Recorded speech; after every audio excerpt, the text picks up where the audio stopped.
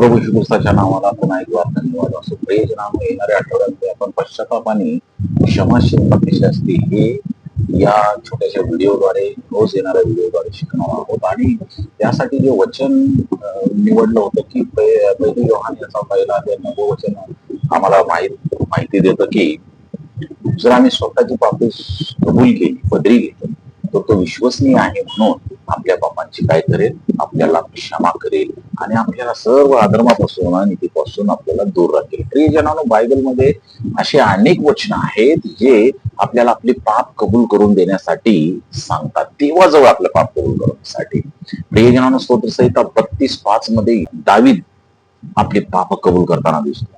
मी माझे पाप तुला तुझ्या समोर कबूल केले आहे आणि तूच आता माझ्या पापांचा किंवा माझ्या पापांची, माझ्या अपराधांची मला क्षमा केली आहेस, असं तो या ठिकाणी कबूल करतो. प्रियजनांनो, दाविदाने पाप लपवण्याऐवजी ते देवासमोर कबूल केले.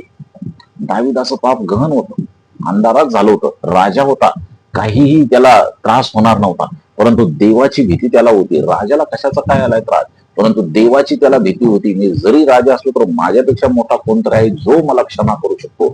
त्याकडे तो गेला, त्यानं आपले पाप लपवले नाही आणि तो देवासमोर त्यानं आपले पाप गेला आणि आपले पाप कबूल केले आणि पश्चाताप केला. आणि विशेष आश्चर्याची बाब म्हणजे परमेश्वराने त्याला क्षमा केली, देवाकडून त्याला क्षमा केली. प्रियजनांनो, नीतिसूत्रे याचा 28 ते 13 वचन खूप पॉप्युलर असं वचन आहे, जो आपले अपराध झाकून ठेवतो त्याचे बरे होत नाही, परंतु जो ते कबूल करून सोडून देतो त्याच्यावर दया होते असं म्हणण्यात आलेलं आहे.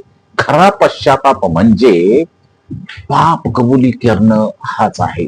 आणि विशेष म्हणजे पाप ज्यावेळेस कबूल केलं जातं त्यावेळेस त्याचा त्याग सुद्धा करणं गरजेचं आहे. जेव्हा आम्ही पापाची पश्चाताप करतो आणि त्याचा त्याग करतो त्यावेळेस देव अत्यंत उत्सुक आहे तुम्हाला मला क्षमा करण्यासाठी. प्रियजनांनो, कदापि आपले पाप लपवून ठेवू नका. यशया 55:7 आपल्याला काय सांगतं, दुष्टाने आपला मार्ग सोडावा आणि परमेश्वराकडे वळावे, तो त्याच्यावर दया करील व विपुल क्षमा देखील करेल. देव क्षमा करण्यास उत्सुक आहे, तो पश्चाताप करणाऱ्याला कधीच नाकारत नाही. ही गोष्ट लक्षात ठेवा, हे वचन लक्षात ठेवा आणि देवाजवळ या, देवाजवळ आपलं पाप कबूल करा. तो तुम्हाला आणि मला अत्यंत उत्सुकतेने तयार आहे क्षमा करण्यासाठी. आपल्या पापासह आपण स्वर्गाच्या राज्यात जाऊ शकत नाही, म्हणून वेळ आहे तोपर्यंत पापाची कबुली द्या देवाजवळ आणि स्वर्गाच्या मार्गामध्ये, राज्यामध्ये जाण्यास तयार राहा. देव तुम्हाला आशीर्वादित करो. Amen. May God bless you.